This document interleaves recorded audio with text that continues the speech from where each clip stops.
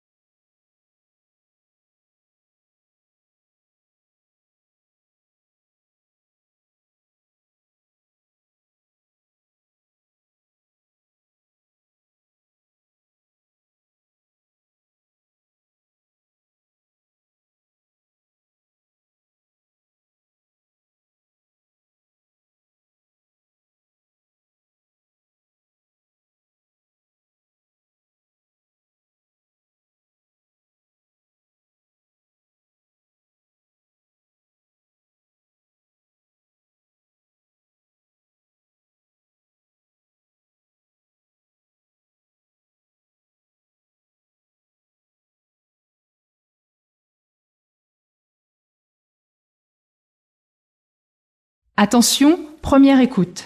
Et maintenant, notre chronique Vie actuelle. Selon une étude qui vient de sortir, pour alléger le budget de la rentrée, les Françaises se mettent à la mode collaborative. L'économie collaborative est une nouvelle façon de consommer qui favorise le partage et l'échange, comme c'est le cas aujourd'hui dans de nombreux secteurs, par exemple le logement ou le transport. Mais qu'est-ce que la consommation collaborative ? C'est un système par lequel les consommateurs partagent sous une forme gratuite ou payante l'utilisation d'objets ou de services. Bien que cela existe depuis longtemps à travers par exemple des prêts, des locations ou des échanges de proximité, la consommation collaborative s'est beaucoup développée grâce à la création de sites web. Sans surprise, les voitures arrivent en tête des objets les plus loués, 9%, ces 12 derniers mois. Cependant, ce sont les logements qui devraient prendre le dessus, puisque près de 45% des consommateurs pensent, l'année prochaine, louer leur maison à une autre personne. Et dans le secteur de la mode ? Pour cette rentrée, de nombreuses femmes prévoient de renouveler leur dressing grâce à la mode d'occasion. Mais tout le monde est concerné, du plus âgé au plus jeune, du plus riche au moins fortuné. Notez que certains articles se vendent mieux que d'autres sur les marchés de l'occasion, notamment les accessoires et depuis 15 jours, les pulls, robes, chemisiers, vestes et manteaux remportent également du succès. Bref, les vêtements chauds en préparation de l'hiver. Fin de la première écoute.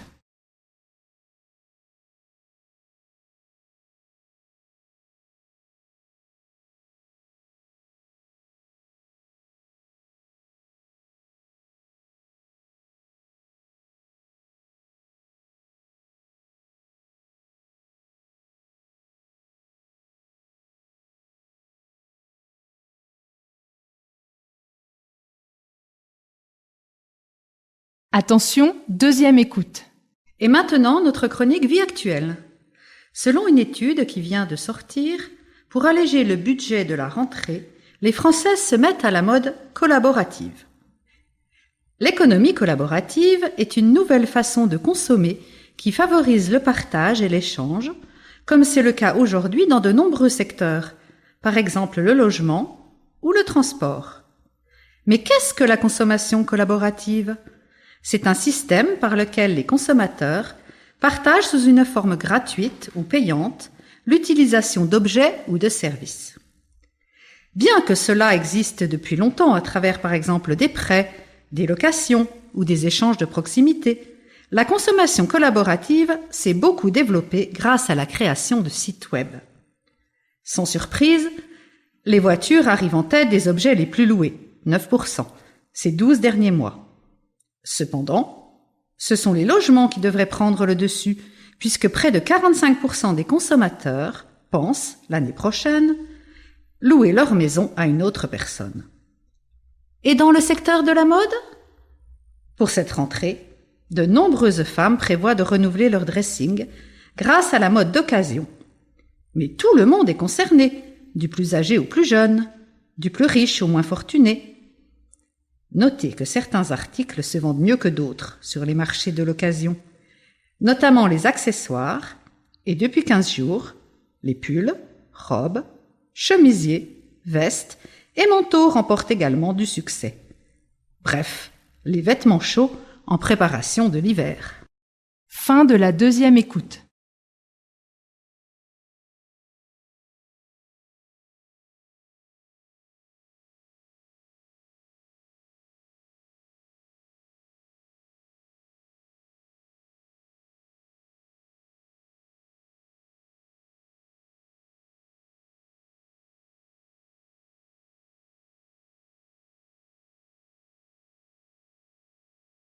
Exercice 2. Vous allez entendre 2 fois un document.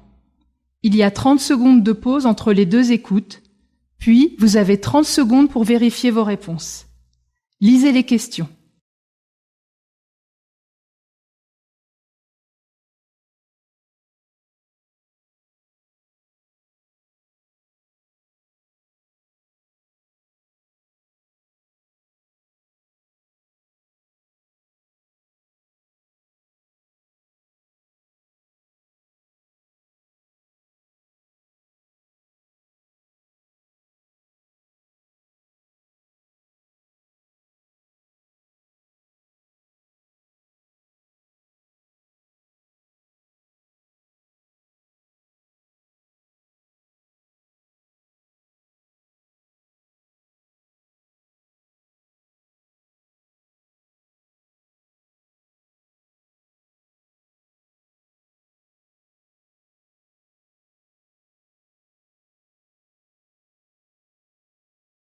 Attention, première écoute.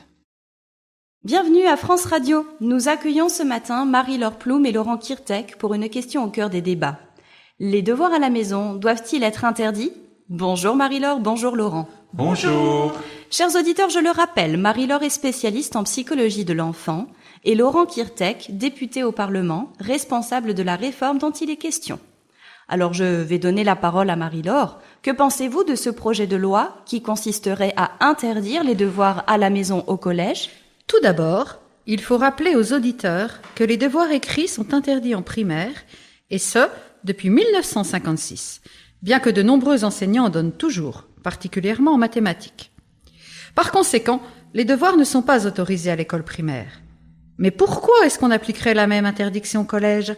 Parce que, concernant le collège, il me semble vraiment difficile de supprimer complètement les devoirs à la maison. Et cela pour 2 raisons. La première concerne le mécanisme d'apprentissage de l'enfant. Le préadolescent renforce ses connaissances lorsqu'il fait ses devoirs, et d'autant plus lorsqu'il les fait seul. Et deuxièmement...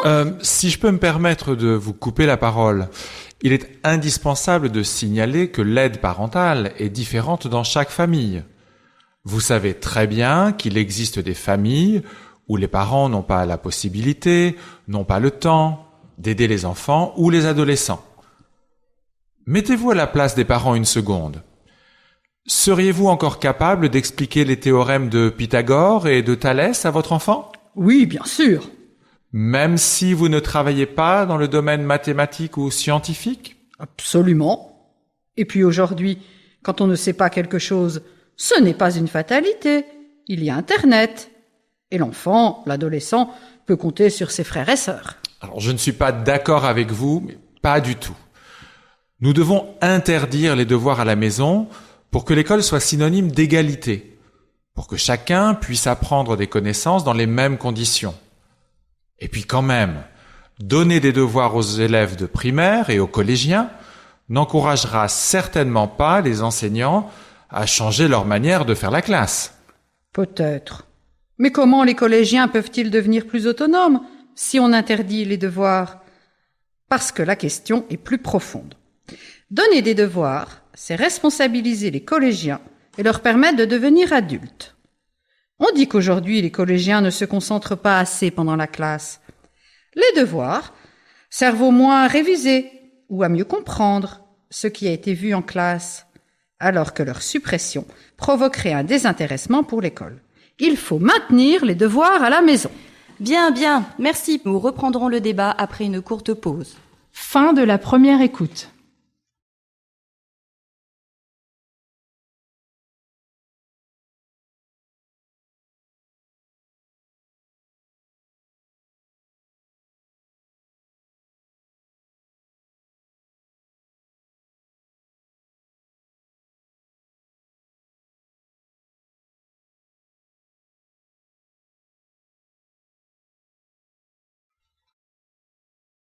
Attention, deuxième écoute.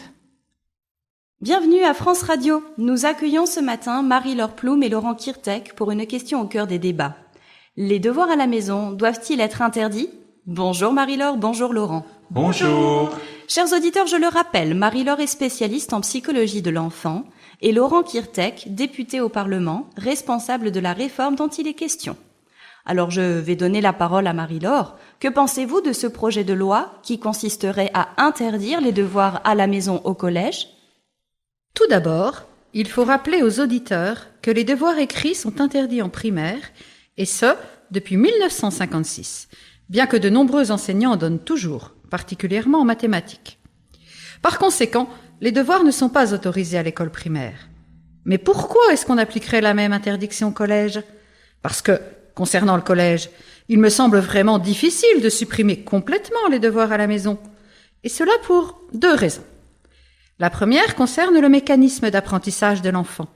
Le préadolescent renforce ses connaissances lorsqu'il fait ses devoirs, et d'autant plus lorsqu'il les fait seul. Et deuxièmement...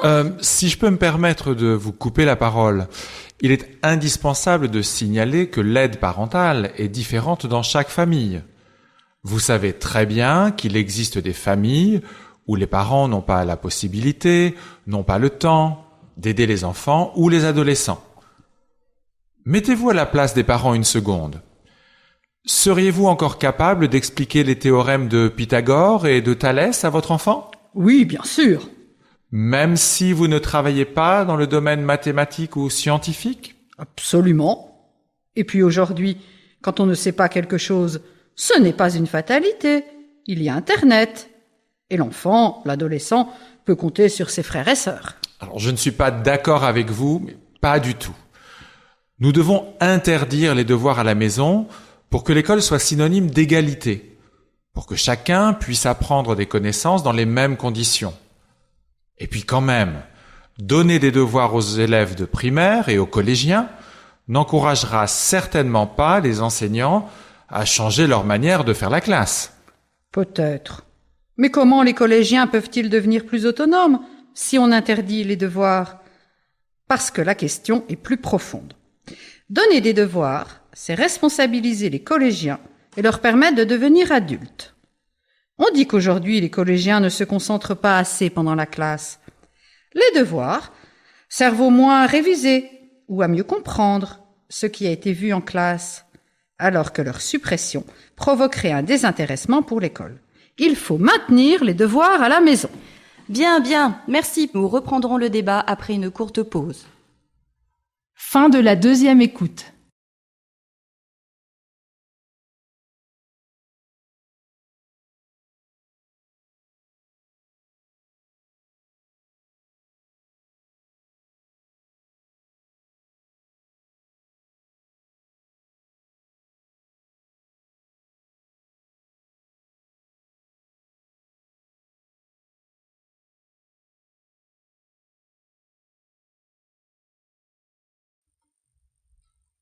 Fin de l'exercice de compréhension de l'oral.